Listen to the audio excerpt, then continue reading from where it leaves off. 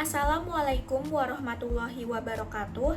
Perkenalkan, nama saya Andita Puji Lestari dengan NPM 1022124 dari kelas 4EA 27 Universitas Gunadarma Kalimalang.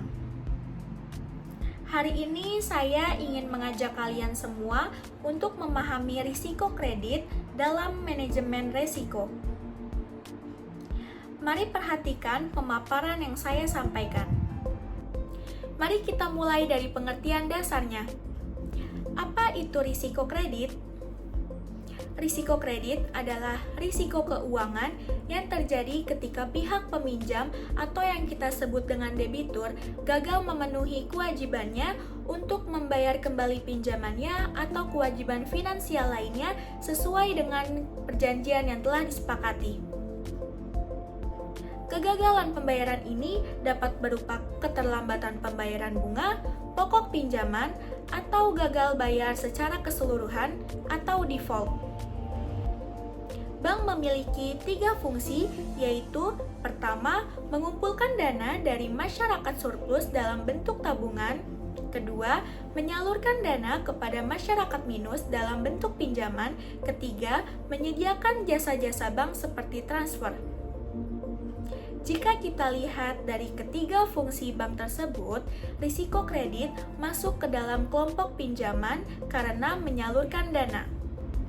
Pinjaman dalam perbankan dibagi menjadi 3. Pertama, retail atau eceran, yaitu pinjaman yang diberikan di bawah 5 miliar, contohnya motor atau mobil. Kedua, komersil, yaitu pinjaman yang diberikan dari 5 miliar sampai 50 miliar, contohnya UMKM dan pasar usaha menengah. Ketiga, corporate, yaitu pinjaman yang diberikan di atas 50 miliar, contohnya perusahaan besar seperti perusahaan gudang garam, perusahaan Garuda, dan perusahaan Transmart, dan perusahaan lain-lain. Di dalam perusahaan terdapat beberapa departemen, yaitu Departemen Operasional atau Sumber Daya Manusia, Departemen Keuangan, Departemen Produksi, dan Departemen Marketing. Setiap departemen memiliki SOP-nya masing-masing, tetapi bank berbeda dengan perusahaan umum lainnya karena bank menangani 8 jenis risiko, maka di bank harus ada satu direktorat khusus, yaitu Direktorat Manajemen Risiko. Tugas marketing adalah mencari nasabah. Ketika marketing berhasil mendapatkan nasabah, marketing akan membutuhkan 3 dokumen nasabah, yaitu dokumen demografi berupa KTP, dokumen finansial berupa slip gaji atau rekening, dokumen kolateral berupa BPKB, SHM, SIUP, dan lain-lain. Ketika marketing berhasil mendapatkan nasabah, marketing akan membawa 3 dokumen nasabah ke risk management untuk dicermati oleh analis kredit. Analis kredit akan melihat KTP yang dilihat adalah umur nasabah dengan maksimal umur 59 tahun dan alamat nasabah. Kedua, slip gaji atau rekening yang dilihat adalah pendapatan nasabah.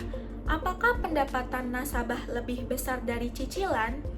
Jika dilihat analis kredit, ternyata cicilan lebih besar daripada pendapatan nasabah, maka kredit tidak disetujui. Ketiga, BPKB, SHM, SIUP, dan lain-lain.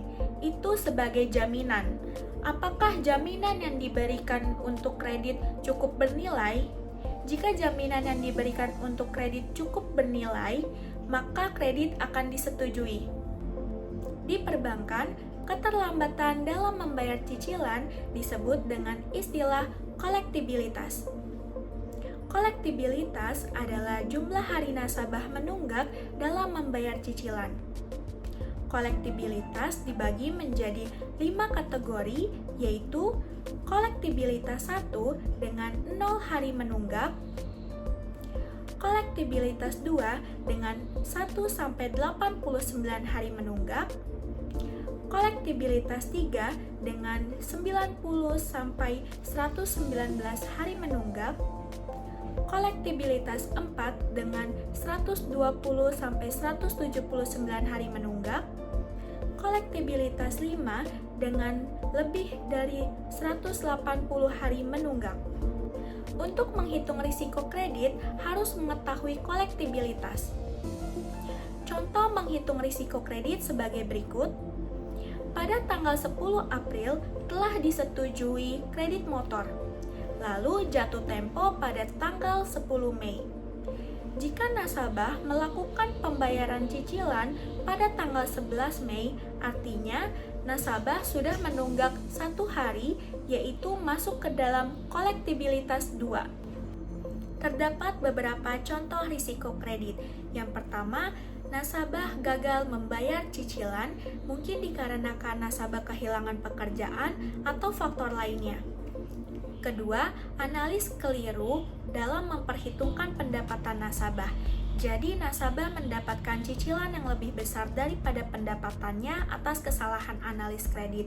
Contohnya, nasabah dengan pendapatan Rp3.300.000 per bulan mendapatkan cicilan sebesar Rp5.000.000 per bulan, sehingga nasabah tidak dapat membayarkan cicilan tersebut.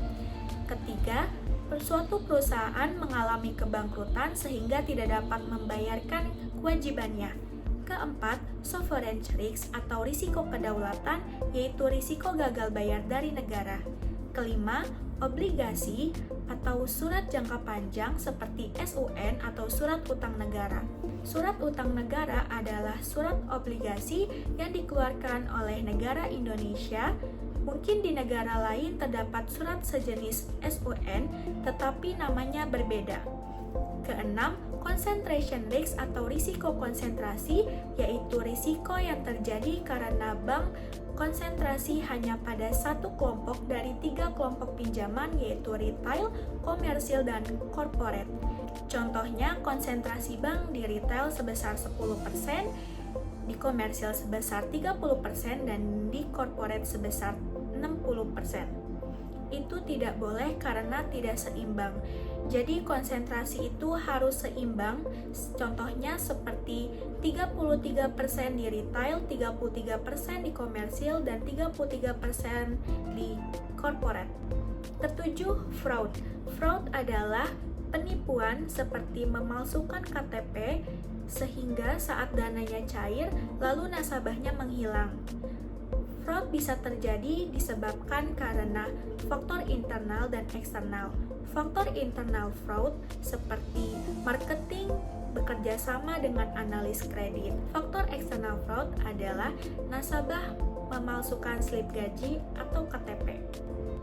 Berdasarkan pemaparan yang sudah saya sampaikan, dapat disimpulkan bahwa risiko kredit bukan hanya sekedar teori, tetapi juga sesuatu yang nyata dan harus diwaspadai.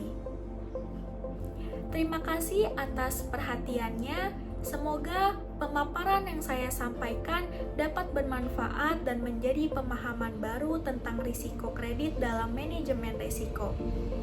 Wassalamualaikum warahmatullahi wabarakatuh.